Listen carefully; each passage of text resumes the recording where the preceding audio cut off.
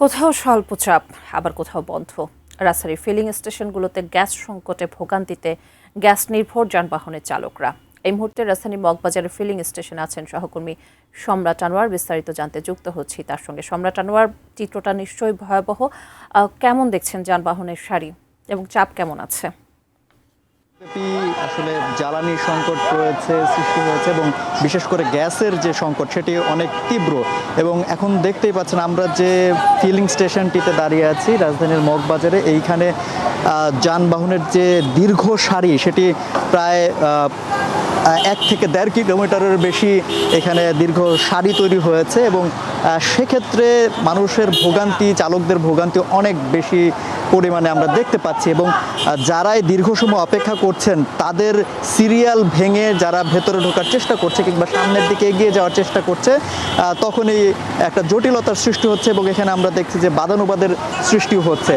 এইটা হচ্ছে যেরকম বাইরে অপেক্ষমান গাড়ির যে সারি, ফিলিং স্টেশনের ভেতরেও কিন্তু দেখতে পাচ্ছেন যে যে পরিমাণ এখানে গাড়ির উপস্থিতি সেটাও কিন্তু বেশ পরিমাণে বেশি।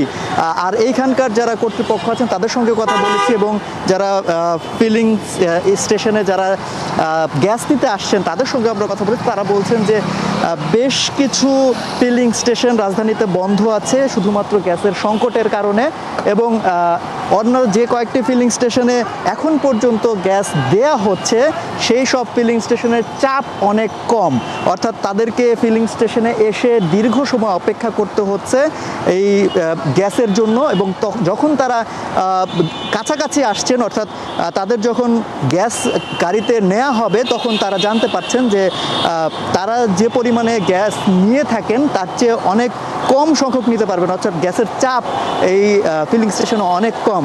আর যার সরাসরি প্রভাব পড়ছে যারা যানবাহন চালায় এবং সিএনজি চালিত অটোরিকশা বিশেষ করে, তাদের ভোগান্তিটা সবচেয়ে বেশি। তারা বলছেন যে দীর্ঘ সময় অপেক্ষা করার পর তারা যে পরিমাণ গ্যাস পাচ্ছেন সেটি দিয়ে আসলে খুব বেশি সময় তারা কিংবা বেশি কিলোমিটার তারা যানবাহন চালাতে পারছেন না, যার ফলে তাদের যে ইনকাম সেই ইনকামের জায়গাটা কমে যাচ্ছে এবং এর সরাসরি প্রভাব পড়ছে যারা যানবাহনের যাত্রী তাদের ওপর। কারণ এই যে বাড়তি সময়ে বাড়তি ভোগান্তি নিয়ে তারা যে গ্যাসটা নিচ্ছেন সেটার কারণে তারা বেশি চার্জ করছেন, অর্থাৎ ভাড়া তারা বেশি নিতে বাধ্য হচ্ছেন। তো এই যে সামগ্রিক পরিস্থিতি তৈরি হয়েছে, এর সমাধান এই যারা আমরা যাদের সাথেই কথা বলেছি তারাও চাচ্ছেন।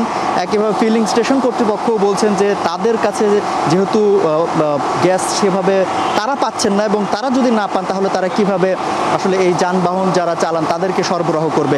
এই যে সামগ্রিক পরিস্থিতি, এই পরিস্থিতিটা দ্রুত যাতে সমাধান করা হয় এবং সমাধান করার জন্য প্রয়োজনীয় ব্যবস্থা নেওয়া হয় এবং পরবর্তী সময়ে যাতে দীর্ঘমেয়াদী পরিকল্পনা নেওয়া হয়। এই যে সমস্যাটা এখন গত কয়েকদিন ধরেই সৃষ্টি হয়েছে সে ব্যাপারে ব্যবস্থা নেওয়ার জোর দাবি জানানো হচ্ছে এখান থেকে। এই কর্তৃপক্ষ যেমন জানাচ্ছে, গ্যাস ফিলিং স্টেশন কর্তৃপক্ষ, ঠিক একইভাবে যারা যানবাহন চালান তাদের পক্ষ থেকেও দাবি করা হচ্ছে।